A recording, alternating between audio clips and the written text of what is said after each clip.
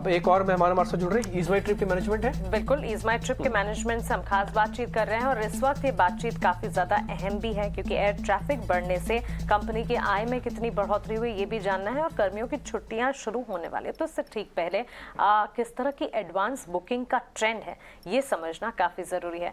Ease माई trip के management हमारे साथ कंपनी के COO अब जुड़ गए हैं, Lokendra Saini. Mister Saini, good morning, स्वागत है आपका 18 स्वदेश पर। अपना समय देने के लिए आपका शुक्रिया। और सबसे पहले तो इस वक्त अगर देखें डिमांड का ट्रेंड क्या है यही आपसे जानना चाहेंगे। एडवांस बुकिंग का ट्रेंड क्या है, क्योंकि धीरे धीरे जिस तरह से हमने वेदर करंट्स में बदलाव देखे हैं, एयर ट्रैफिक भी प्री पैंडेमिक लेवल्स तक आता हुआ या उससे भी बेहतर होता हुआ नजर आ रहा है। क्या आपको लगता है जो डिमांड इस वक्त नजर आ रही है वो बेहतर है? ऑफकोर्स बेहतर है, but is it here to stay? Thank you very much for having me here on the show.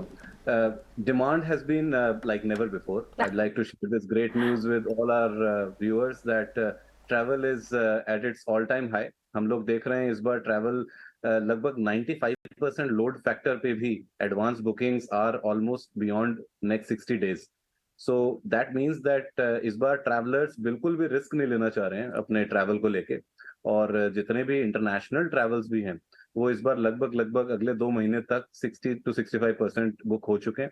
So I think इस बार की demand is even better than last year. जो हम लास्ट ईयर रिवेंज ट्रैवल बोल रहे थे, इस बार इस demand को देखते हुए लग रहा है कि हम शायद पिछली बार वाले नंबर्स को भी क्रॉस कर जाएंगे।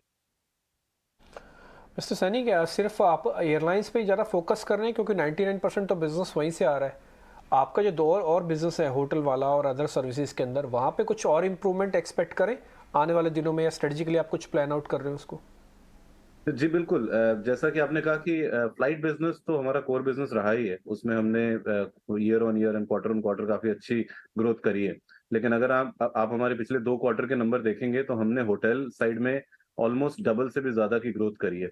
सो उससे क्लियरली एक अंडरस्टैंडिंग मिलती है कि हमने इस बार फोकस करना काफी स्टार्ट कर दिया है होटल साइड पे भी, नॉन ईयर बिजनेस पे भी।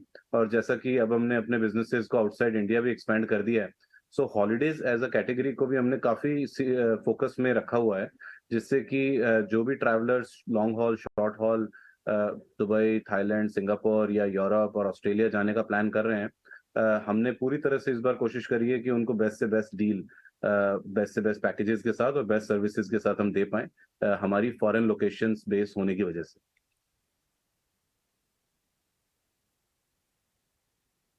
की आपने अभी बात की जिसमें कि आपने एंट्री भी ली थी, अभी ज़्यादा समय नहीं हुआ है, उसके बारे में थोड़ा आप जानना चाहेंगे कैसा प्रदर्शन हो रहा है वहाँ पर, और क्या वो जो कारोबार है वो ब्रेक इवन तक पहुँच चुका है, और भी क्या एक्सपेंशन प्लान्स हैं आपके?